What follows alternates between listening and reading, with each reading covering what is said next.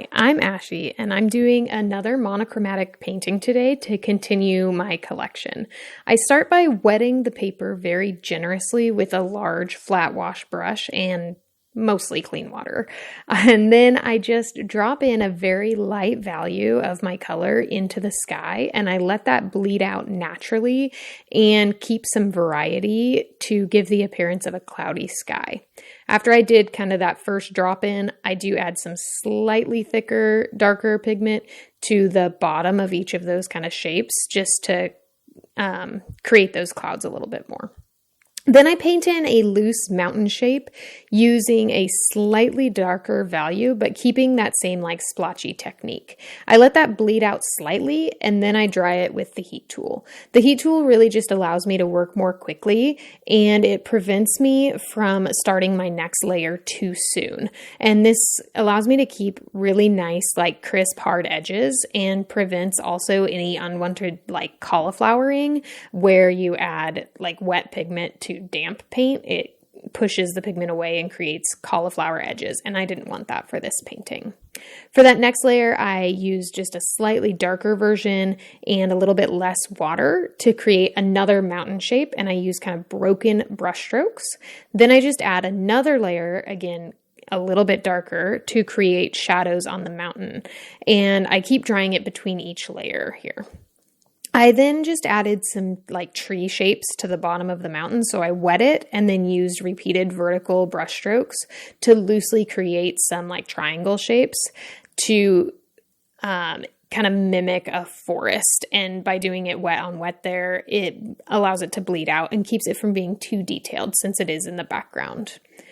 Then I use a very, very mildly thicker version of the same paint and create a little bit more defined evergreen trees. And so I just use some like small horizontal brush strokes, starting really narrow and getting wider toward the bottom to create those triangles. So basically I'm working from the top of this painting to the bottom. And so the top is in the distance and then the bottom will be closer to us or the foreground. So as I come forward, my washes keep getting darker with less water in the mix. And this creates that illusion of distance. So for these kind of mid-ground hills, they're a little bit darker than the background mountain.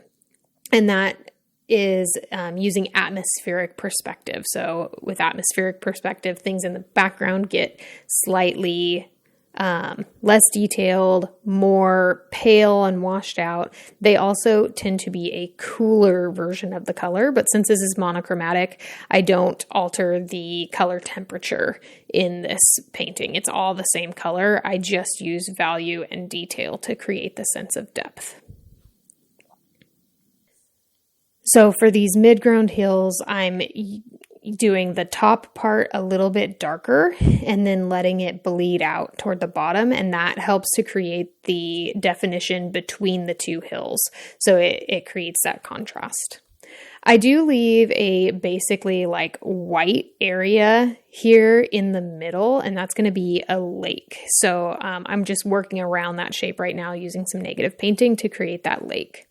And I add in just a loose like foreground hill shape, but I'll add more detail to that later. I just wanted to get it in as like a placeholder.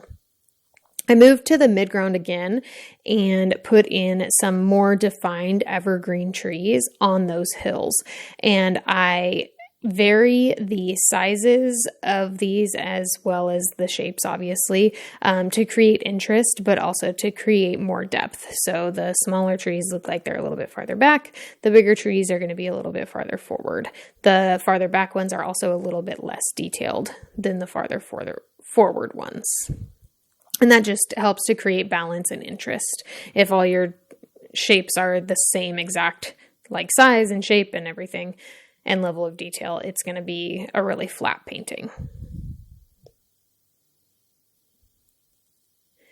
After I get those trees in, I add a dark line of paint basically at the base of the hill that borders the lake. And I use a clean damp brush to blend that paint down. And that's going to create just a reflection. And then I'm adding in some tree reflections, wet and wet. So this is really watery paint and then a wet page. So it's just going to blend out, but it just creates a little bit of that reflection. Some horizontal brush strokes add some movement to the water. So I just added, again, a very light value with some horizontal brush strokes to create that movement. And then again, I wet up that area one more time and add in the slightly darker reflections of those mid-ground evergreen trees.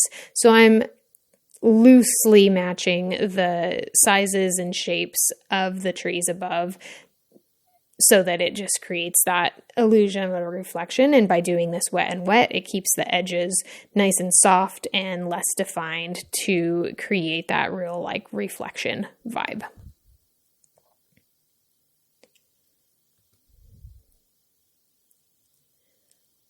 Once I get that lake in, I move on to the foreground hill, which I really want to be the darkest value and the most detailed. So I do some dry brushing and some like broken brush strokes to create some texture in the hill itself. And then I add in some nice dark evergreen trees.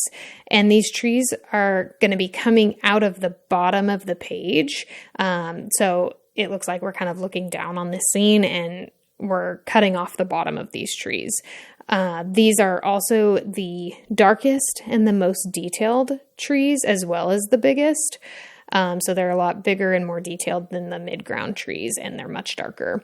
And that makes them come forward in the picture. So again, just creating that illusion of depth and 3 dimensions on this 2-dimensional plane of a watercolor paper.